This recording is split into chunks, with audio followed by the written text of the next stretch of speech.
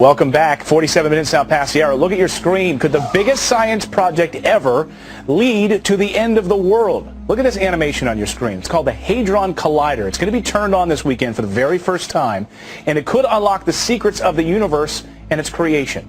But some fear that it could create a black hole capable of swallowing the entire Earth.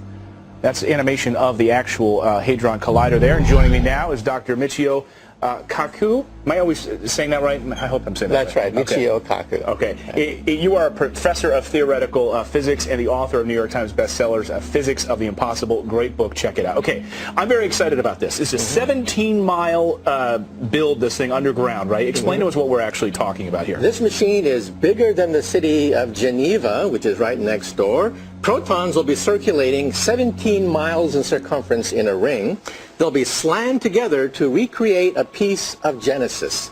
We're talking about the Big Bang Theory. This could show us the creation of the universe, That's right. On a very, very tiny scale. We're going to take a microscopic bit of the Big Bang and basically recreate it outside Geneva. Now, we're fearful that this could actually create, here's the black hole we're fearful that it could create. It could suck up Geneva, right? And we could lose the world. Brian has plans this weekend.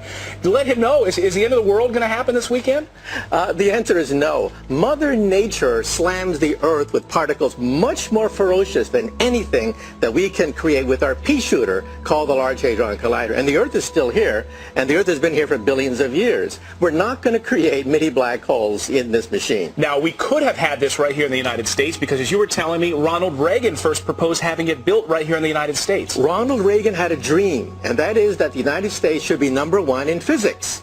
This was the super collider to be built outside Dallas, Texas. Congress canceled that machine, and the forefront of physics has left the United States now and has gone to Europe, just the way the critics sabotaged Ronald Reagan's plan for a super collider. So Congress ruined it. We could have had that right here in the United States, not have to worry about going to Geneva. Let's throw up some facts on the screen. This is pretty incredible. This is the Hadron Collider.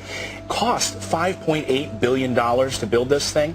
2,500 scientists are involved in there. Are you involved in this? That's right. In fact, all of us are excited by the fact that we could discover new physics. The secret of creation itself might be revealed by this machine. Now, I've heard if they don't find it, that if they fire this thing up, fire these protons at each other, why 17 miles, first of all? Why do they need 17 miles of a circle to get these things sped up? It's like a race. The longer the race, the more energy you can build up, the more momentum you can feed. Every time it goes around, we kick the particles with more energy until we get up to trillions of electrons.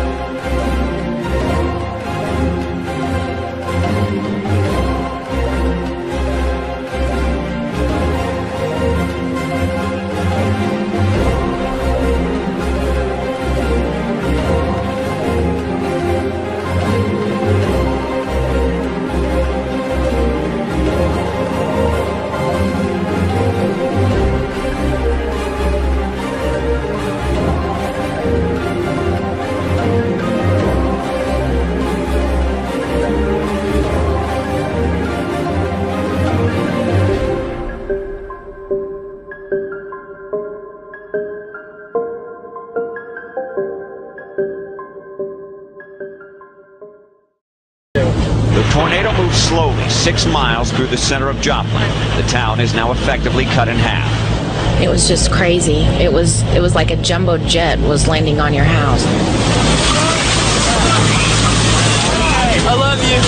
Jesus, Jesus, Jesus. It's just flattened. I really was not prepared for what I saw when I got down here. Search and rescue crews sift through the rubble trying to locate missing loved ones, and the death toll moves past 100. It is a huge monumental flood. We're living historic times at this point. We've almost had a foot this morning, and it will continue to rise and inundate areas of the city. We're seeing entire trailer parks engulfed with water, people having to grab their belongings and move out. We need FEMA, we need Red Cross, we need every kind of help that we can get. You don't give up on your home. Keep fighting.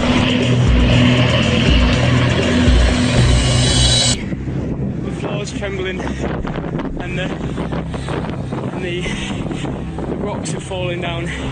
Good evening. The New Zealand city of Christchurch has been reduced to ruins by an earthquake, with dozens killed and unknown numbers of people still trapped in the rubble. Can you call out to us, please? The center just a few miles from this city of several 100,000 people.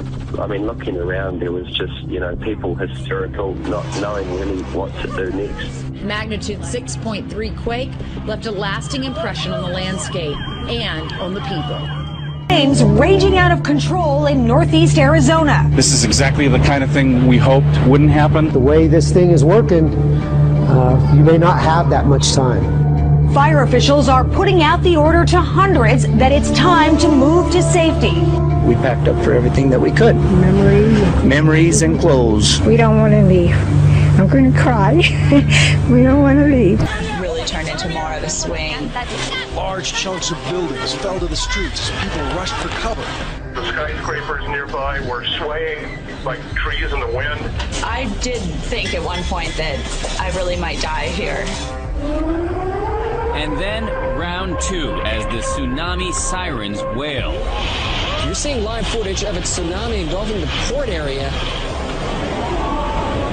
When the ominous Black Sea attacked this island nation Friday, it left behind a massive trail of destruction that is getting worse by the hour. A giant tsunami wave crashes into the Fukushima Daiichi power plant, seriously damaging the building's reactors.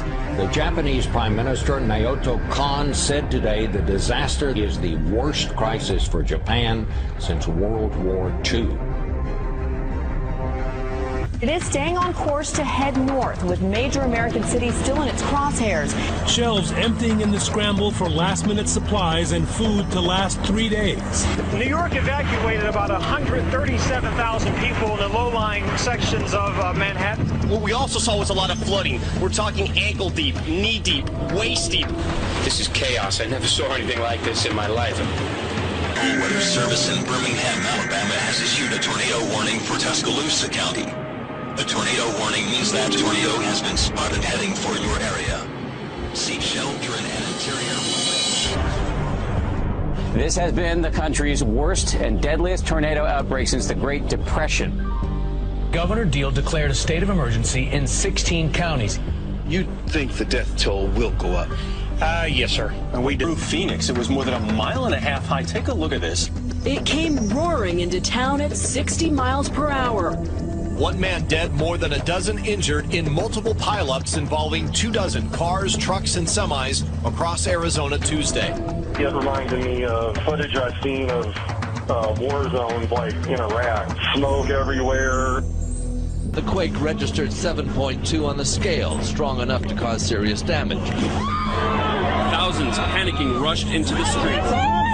Rescue teams have been working furiously, digging around the clock to try and rescue those that are still caught beneath the rubble.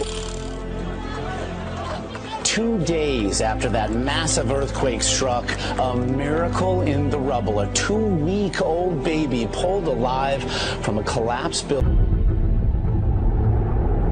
Earth, the only life-sustaining planet in our solar system. Yet throughout its history, our world has been a planetary punching bag. Anything that crosses the orbit of Earth could one day slam into the Earth. At this very moment, violent celestial heavyweights roam the universe and threaten to deal the Earth a knockout blow. The power would be like setting off the whole world's armament at one time. It would be like standing next to Hiroshima all over the world. Everything in us would get ripped apart, and your body would fly off to infinity. But some scientists and former astronauts are not willing to go down without a fight. They're racing to track down these cosmic killers before they trigger Armageddon.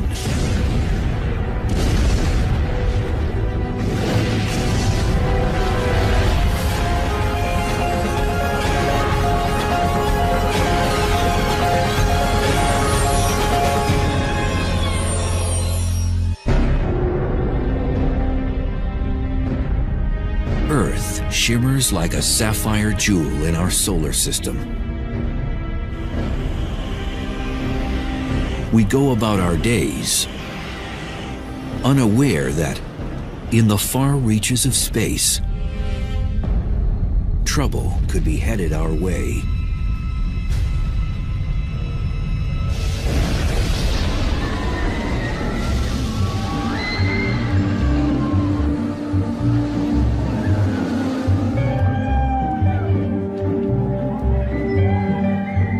Our solar system is a lot like an amusement park.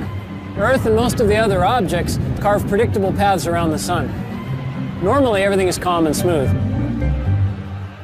But at times, things get chaotic and violent.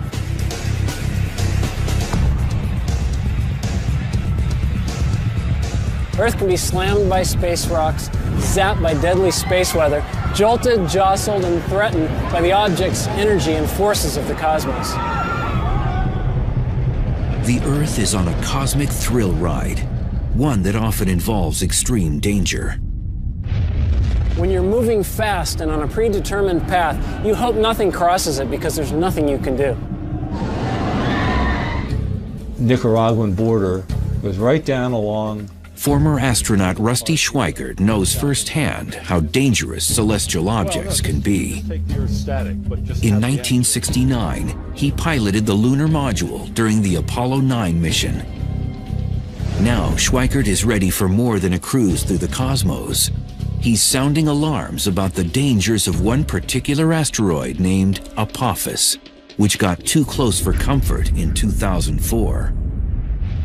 It immediately got everybody's attention because the probability of impact was quite high. In fact, it was higher than any impact probability that we had ever seen up until that time.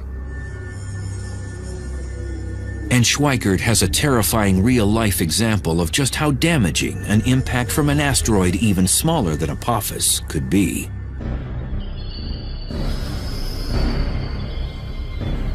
June 30th, 1908, 7:15 a.m.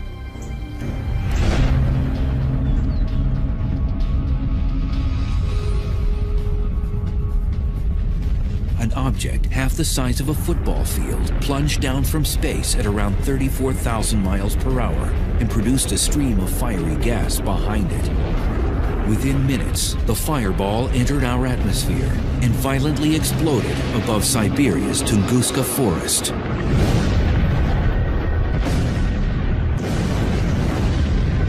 It became the largest explosion on Earth in modern human history. The blast sparked heat waves, which torched 80 million trees in an area over half the size of Rhode Island. Fortunately, no one died as a direct result of the explosion, because it was in a thinly populated area. If that asteroid hit just a few hours later, it would not have hit Siberia, it would have hit over Europe. And if that had exploded midair over any of the major cities of Europe, 1 million people would have died like that. For the last 100 years, the Tunguska explosion has been shrouded in controversy. Today, many scientists agree an asteroid caused the blast. Incredibly, it never even impacted the ground. Rather, it exploded 5 miles above Siberia's frozen ground. A small stony asteroid can't survive the plunge through Earth's atmosphere. When it smacks into the lower atmosphere, doing about 50,000 miles an hour, it's like an egg smashing onto concrete.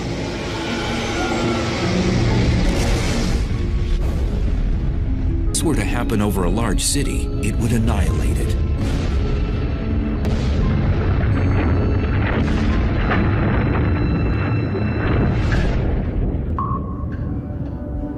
Scientists call these trespassers near-Earth objects, or NEOs. They're asteroids and comets, which are leftovers from the formation of the planets. Comets move in the Oort cloud and the Kuiper belt, which is beyond the planet Neptune. Asteroids travel in a band between Jupiter and Mars, but their orbital trip isn't always routine. Most of the asteroids orbit in a neat belt between Mars and Jupiter, and we don't worry much about those. But when one gets away and all that mass and energy is headed towards Earth, that's when the astronomers start to worry. Oftentimes, these cosmic remnants get bumped out of their orbit and head on a collision course with Earth. Our planet's thick atmosphere vaporizes the vast majority of them. But a larger object can knock through our atmosphere and actually impact the ground. If you want to turn to the cosmos and look at the forces that would have us dead, asteroids striking are real and they're bad. It's happened before, it will happen again.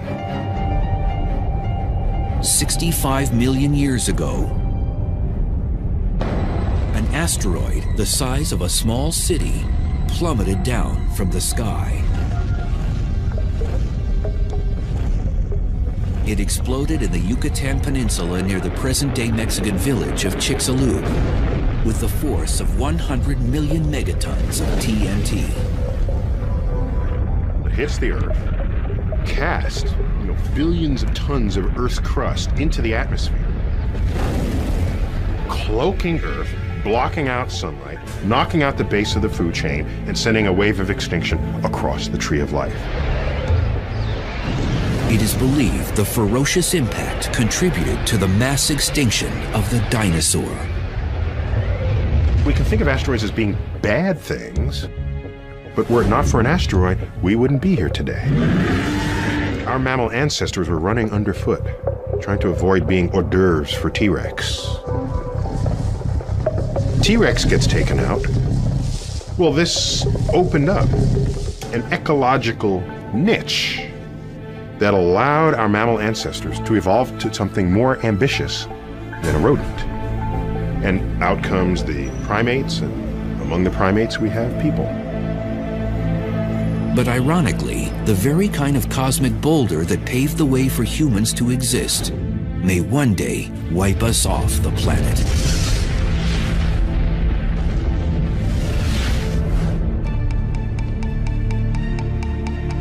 In 1998, Congress urged NASA to detect all the near-Earth objects over a half-mile in diameter or more. And what they found was unsettling. Over 850 NEOs in our vicinity. These asteroids are our closest and most dangerous neighbors in the solar system.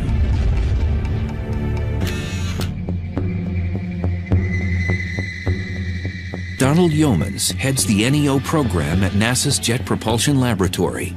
He and his cosmic bounty hunters search for potential killers lurking in our solar system and put them on their most wanted list. Finding these near-Earth objects is somewhat akin to tracking hurricanes. As you track it day after day, you get a better idea of its orbit. You can predict where it's going. You have a better idea of how large it is and if it should hit the Earth, with what sort of velocity. By using telescopic technologies, NASA's Space Guard survey has detected over 90% of all NEOs deemed harmful. These frightening objects could strike the Earth with the energy greater than all the nuclear weapons on our planet today. Such an impact could trigger mass extinction. You wouldn't expect one to hit but every several 100,000 or millions of years. But if one did hit, it could wipe out a fair fraction of the population. So they're very low probability events, but high consequence events. If they hit the Earth, they would have global effects. I mean, not only would you wipe out a continent with really heavy shock waves, but the ejecta would be thrown up in the air and come down all around the planet. The atmosphere itself would get to 1,000 degrees or so, and all the vegetation all over the world where that happened would flash into flames. Cataclysms could also occur with smaller objects. So Congress now asks NASA to locate all NEOs 500 feet in diameter, as wide as the Roman Colosseum. An object that big could decimate a metropolitan area or even a small state.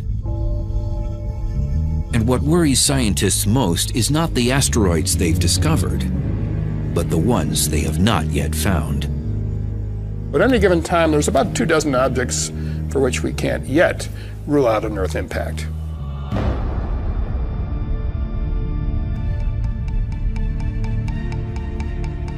Former astronaut Schweikert has taken the threat of NEOs one step further.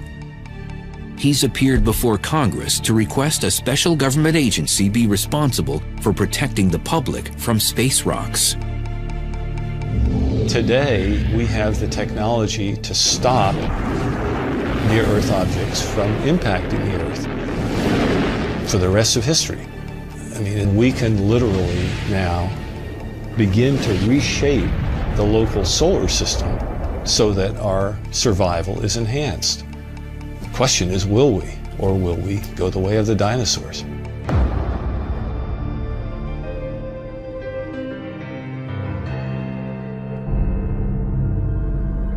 But Schweikert isn't waiting for NASA or Congress to solve the problem. He has his own plans to save the planet from the next asteroid impact.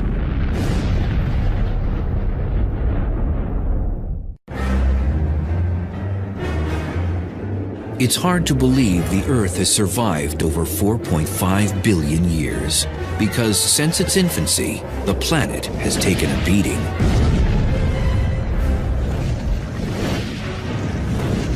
Like a boxer, our world is under constant assault from asteroids that enter our orbit each year.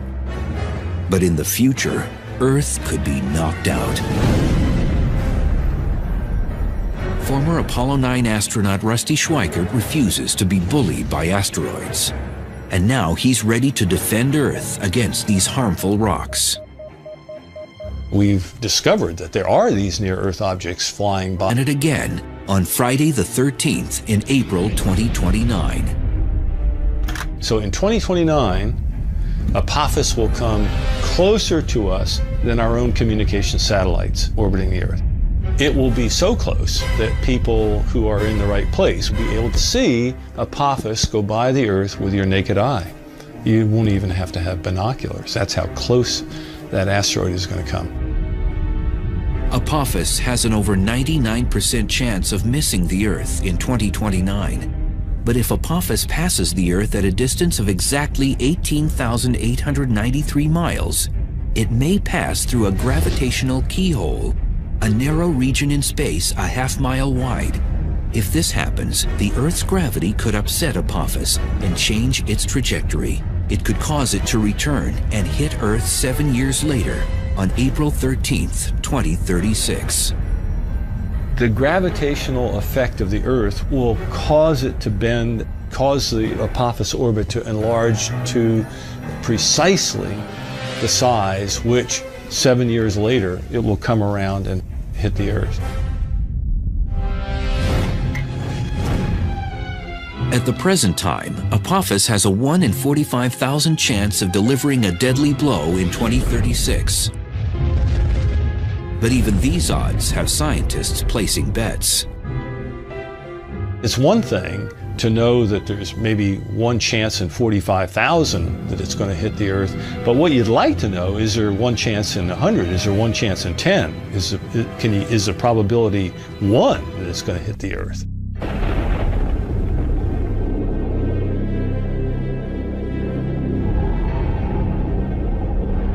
Schweikert believes we must regard Apophis as we would any natural disaster. He's even mapped out where Apophis might strike. You have the date of the impact, the time of the impact, the orbital inclination, and you can make a map. And what that map shows is what I have called a path of risk that goes all the way across the planet. And I look at this and I see a high probability of impact and I say, whoa, you know, where might it hit?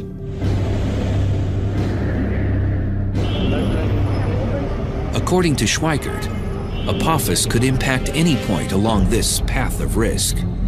It begins in western Siberia, cuts across and down the Pacific Ocean near California. Then it traverses Central America and finishes in Western Africa. Schweikert proposes a chilling scenario of where Apophis might strike. The asteroid could land in the Pacific Ocean off the coast of California with the force of over 1 million megatons of TNT. Such an impact would create a 5-mile wide, 9,000-foot deep crater in the water, which would unleash tsunamis. Relentless 50-foot waves would pound the coastline, resulting in unimaginable human loss. An asteroid that's 1,000 feet in diameter, having it hit in the ocean is not a good deal. Hundreds of billions of dollars of damage from something like that. Scientists are presently working on technologies to preempt such a cosmic strike. One idea involves blowing up an asteroid.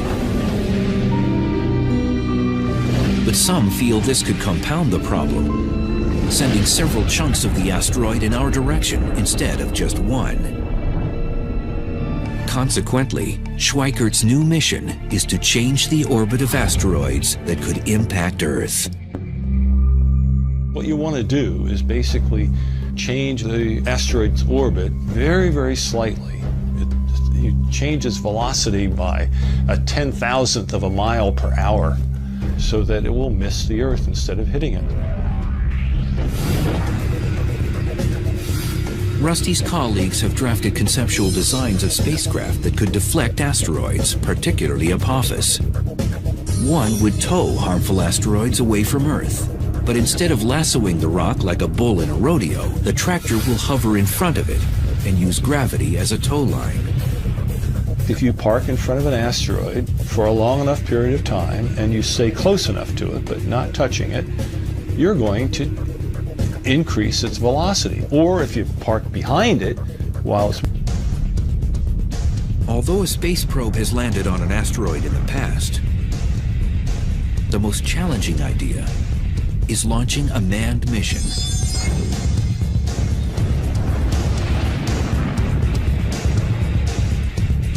Once landing on the rock, astronauts could mount a radio transponder to track its whereabouts. You could just use a robotic mission to go to an asteroid, land, grab a sample, and bring it back. That's not that difficult. What you gain by a manned mission is they can react to interesting areas on the asteroid surface. They could go here, there, and they wouldn't have to rely on remote navigation. Nicaraguan border. Schweikert insists we should remain on high alert regarding asteroid Apophis, and his cause hasn't gone unheard. Now the United Nations plans to draft a treaty which will include who will be responsible for deflecting killer asteroids. That would be a real crime if we are so irresponsible, knowing that this is going to happen, that we continue to do nothing about it.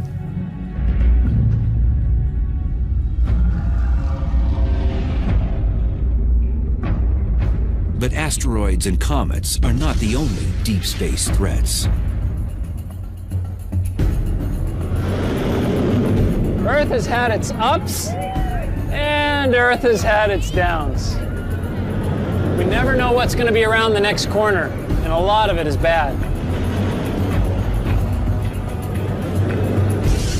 In far-off galaxies, galactic invaders are at work. itching to end life on the planet as we know it.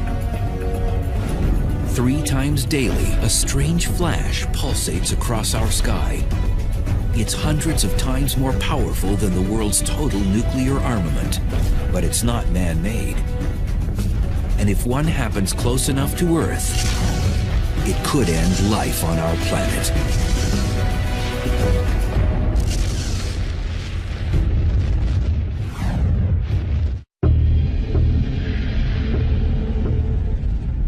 Most Earthlings are unaware of the potential hazards in space, but the list is long and growing. Imagine this. Within our own galaxy, the Milky Way, a massive star explodes,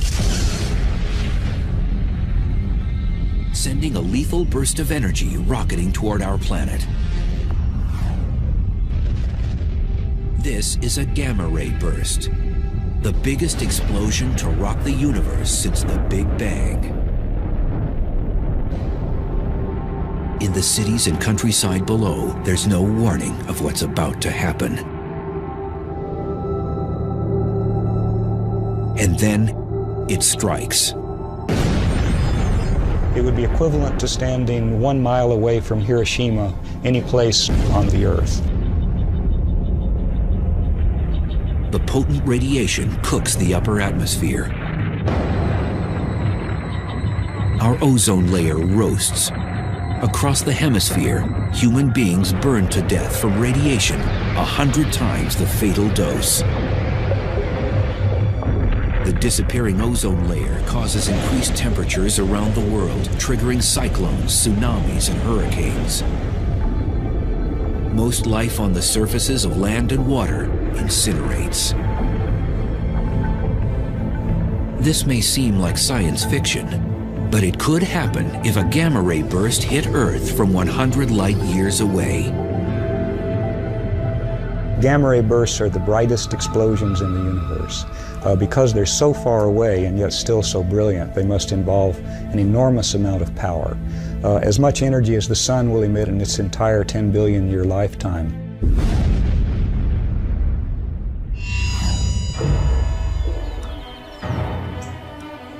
As a young student, Stan Woosley always liked experiments that go boom. Now, the work of this astrophysicist is more than child's play. He's one of the galactic detectives trying to uncover the mysteries behind gamma-ray bursts. We know there are many planets and many stars throughout the cosmos, so there may have been countless civilizations that were destroyed by gamma-ray bursts. These peculiar beams of radiation were first spotted in the 1960s. At first, most astronomers believed these gamma-ray bursts must exist in our own galaxy, the Milky Way, because they're so bright. There were reasons for that. One was that if they were outside the galaxy, the energy was almost unbelievable.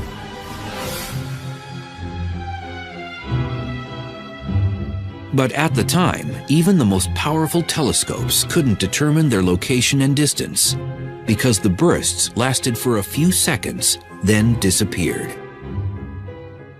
But then astronomers wondered, what about their afterglow? Cosmic explosions typically leave behind some luminous residue that sometimes lasts for days or weeks.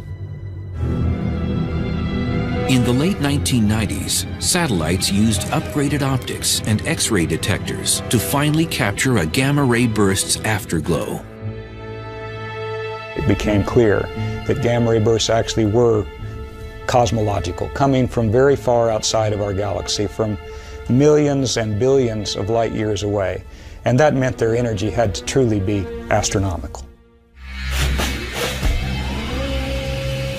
To get some idea of how incredibly bright a gamma-ray burst is, you could represent the brightness of our sun by this relatively dim LED, and we could represent the brightness of the gamma-ray burst by the very, very intense searchlight that's behind me.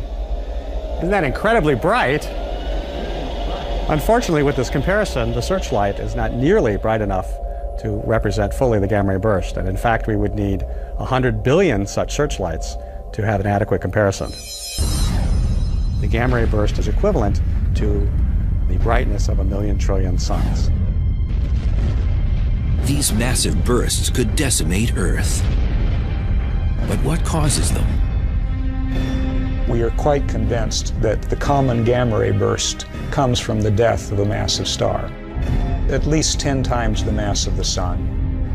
And such stars are quite rare, by the way. Woosley masterminded a groundbreaking model of how gamma ray bursts may be created. When an extremely massive star dies, it collapses into a black hole. Black holes are created when a collection of matter collapses to such a high density that light itself cannot escape. But Woosley proposes that some of the star resists getting sucked into the center of the black hole. As a result, a high-speed spinning disk of matter forms around it. Within seconds, jets of plasma shoot out from its rotational poles. These beams of energy unleash dangerous gamma rays into space. If you can imagine just trying to squeeze a fruit or some kind of sphere of some object into a very small space, things are going to squirt out. And in this case, the squeezing is done very rapidly, and you're talking about a huge amount of mass. At the same time the gamma ray bursts are ejected, the collapsing star explodes or goes supernova to the extreme. One of the reasons gamma ray bursts occur not 100 but 1,000 light years away, the Earth could still face apocalyptic destruction. If a gamma ray burst happened within 1,000 light years of the Earth, then it would be approximately 500 times brighter than the Sun and emitting gamma rays. The energy delivered to the Earth's upper atmosphere would be like 100,000 megatons of nuclear explosions. The ozone would be depleted. We'd have acid rain, but we'd also have flash burns, incineration of vegetation, perhaps something resembling nuclear winter. So there could be a global extinction of many species. Now, the far side of the Earth would be a special place to be, because gamma rays don't go through the Earth, and if you were on the other side, you wouldn't get flash burned. But the effects of depleting the ozone and changing the composition of the atmosphere would eventually come to the other side, and there the effects are unknown. Statistically, this ghastly scenario has a 1% chance of happening once in the Earth's entire lifetime. But even these odds aren't reassuring if you're living on the planet at that very moment. If you're caught in the beam, that's a bad day for you. If one of these happens in your galaxy and that beam is coming your way, go hide in a cave, because this is very high energy radiation. It's the kind of energy that will decompose your molecules, and you just don't want to be around when that's happening. There currently are no defense measures to shield us from gamma ray bursts if they happen close to Earth. They travel at the speed of light, 186,000 miles per second. By the time we detect them, they will have already struck our planet.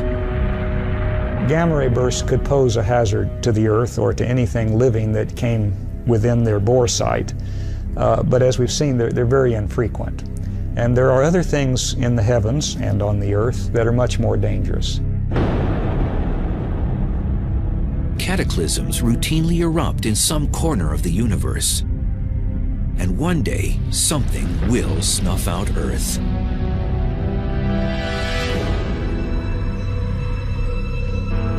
Most of the time, our ride around the sun is gentle and uneventful like this Ferris wheel. And as long as nothing gets in our way, we could go on like this for millions of years. But sooner or later, we know that this smooth ride will come to an end. We just don't know when. Sadly, our planet's ultimate demise will probably come from the very thing that provides us life.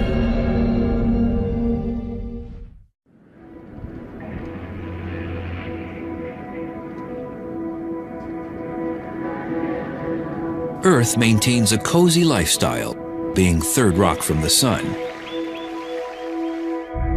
For over 4 billion years, the sun has been an ally, warming and feeding our planet. But in time, our solar heater will become our enemy. The sun and the earth have a unique relationship to each other. The earth has a particular temperature, it's a particular size, it has life on it, and oceans, and those things depend on the sun. The sun is at the root of the existence of life on the earth, and the sun will be at the root of... Really turns up the heat. The sun gets hotter because it's burning hydrogen into helium. 4 hydrogen atoms become 1 helium atom. That means there are fewer particles bouncing around inside the sun. And that process basically means that the sun has to get hotter and brighter to hold itself up. As the sun's core gets hotter, its outer parts will swell in size and turn red. If you have a bonfire, you have all this wood there, you build it up, and at some point enough logs get burnt and the thing collapses and you get this huge burst of sparks and it gets much brighter. In a sense it's like that because the sun is right now burning hydrogen into helium, and the helium is the ash of that, if you like. And then as the sun collapses enough, the ash relights and the helium burns into carbon. And that's when things get really hot. At this point, the sun will expand into a red giant and incinerate most complex life on Earth. When the sun becomes a red giant, it will grow to 30 times its size. So the surface of the sun will actually be out beyond the orbit of Mercury. The luminosity of the sun will go up by like 1,000 times. And that's going to make the Earth so hot that the outer crust, the rocks, the solid part of the Earth, will melt. The whole planet would be a glowing ball of lava. The sun will fry the inner planets, and even though the sun will become red and cooler, the Earth will be much hotter. Just leave the Earth a burnt cinder, like a charcoal briquette. So that would be bad for life on Earth. And the Earth's hellish fate isn't over. As a red giant, the sun will fluctuate in size before collapsing into a white dwarf. The sun that was huge suddenly becomes the sun that's very small and extremely dense.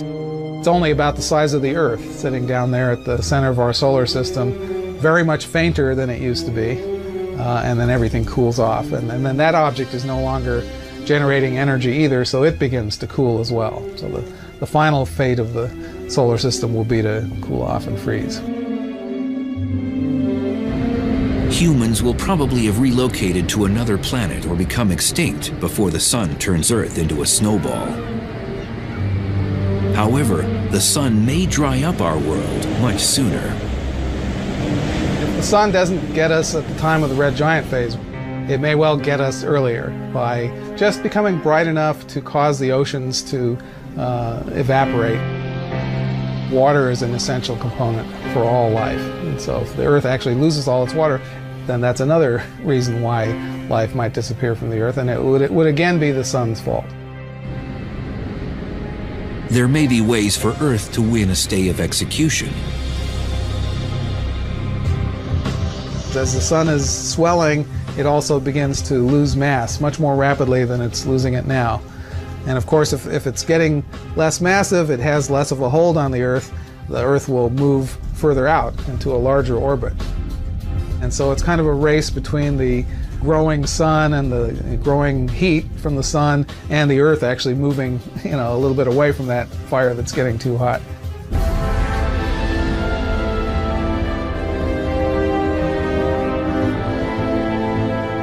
If our planet somehow manages to avoid getting fried or frozen by the sun, its future remains increasingly bleak.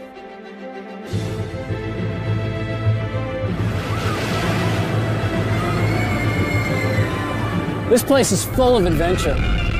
Rides that put your stomach up into your throat, things that collide, scary stuff. It's a lot like riding around the sun on planet Earth. But when Earth gets smacked or when things start to come apart, the ride could really be over.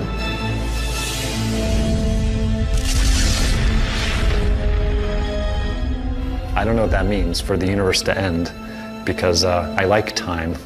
I live in it. So it's hard to imagine time ending.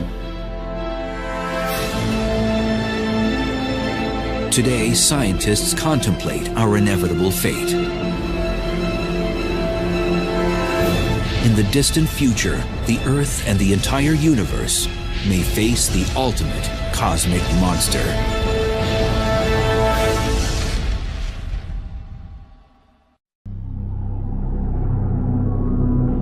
No one suspects that Earth's most lethal enemy lurks amongst the stars.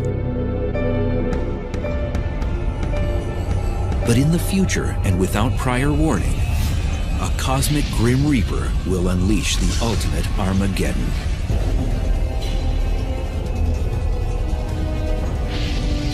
The dark villain will stretch apart the universe.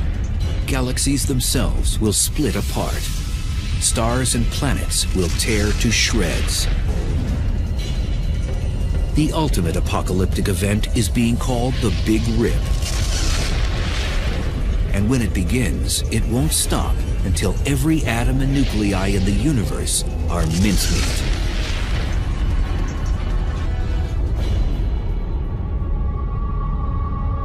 The Big Rip, it really is the end of the universe. It's not like we're the last ones at the party wondering what's going on and we can go do something else. It's really like you've turned off all the lights and the universe just ends.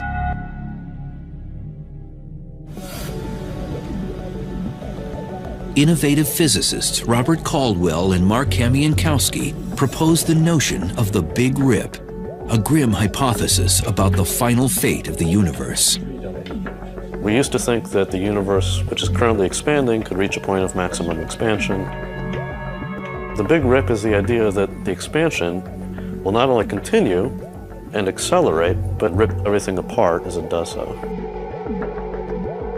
Caldwell and Kamiankowski calculated that the universe is expanding at an alarming and increasing pace, and that something is sucking everything outward like a vacuum. Acting like a galactic vice squad, these young scientists hunt for the cosmic killer. They believe a mysterious phenomenon called dark energy may be the culprit. Figuring out what dark energy is probably the #1 goal of cosmologists today. Dark energy is dark, so you can't see it. We can feel what it is. We feel it through its effects on the gravitational behavior of the universe. There could be some dark energy in this room, under the chair. It's only when you look at its properties on really big cosmological length scales, billions of light years across, that you start to see the cumulative effects of the dark energy.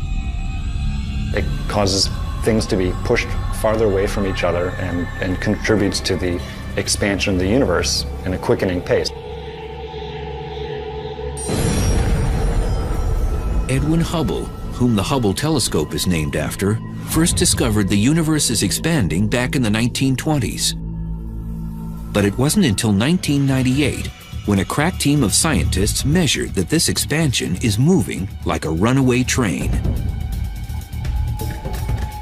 A nice analogy is to imagine that the universe, our three-dimensional space, is like the surface of a rubber balloon that I'm blowing up. Okay, I'm going to blow up the balloon as a demonstration of the effects of the expansion of the universe. As the balloon gets bigger, that's the depiction of the expansion of galaxies. There's a galaxy, another one. Where's our galaxy? Okay, we live there. Okay, that's our home. As the universe expands, every other galaxy gets farther away from us.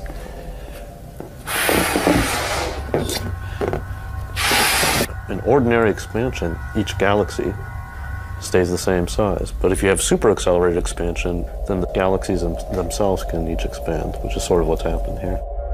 If I could blow it up fast enough to depict a big rip, then the balloon would explode. That's like space-time not being able to take it and coming to an end. So instead, we'll just pop a hole in the balloon. That's the big rip. According to Caldwell and Kamiankowski, the universe has no hope of surviving the Big Rip.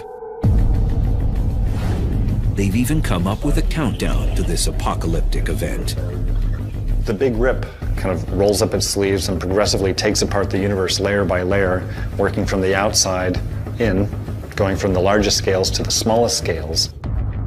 1 billion years to pull apart clusters of galaxies, then hundreds of millions of years to pull apart galaxies themselves, and then down to the size of a solar system, we're talking hundreds of thousands of years, and then to tear apart the Earth itself would take less than an hour.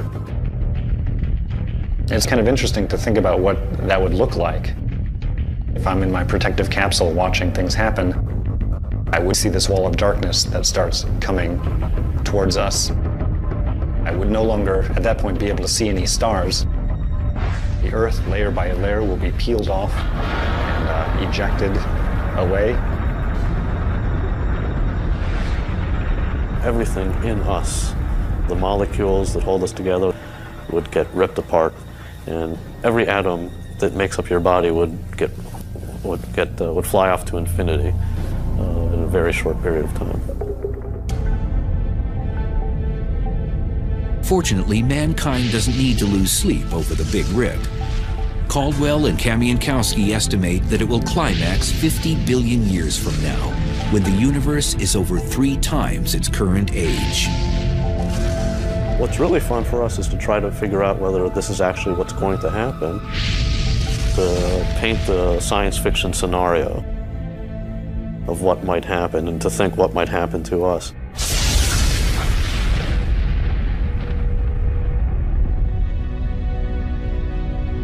Deep space threats are real. Some could harm us tomorrow, others in the far future. But one thing's certain, something will terminate Earth and probably the entire universe once and for all. It's only a matter of time. It's useful to sometimes think about how fragile our life is here on Earth, that maybe we aren't going to be here for eternity. Maybe there's a hope, but the way it looks, the universe just ends, and that's it.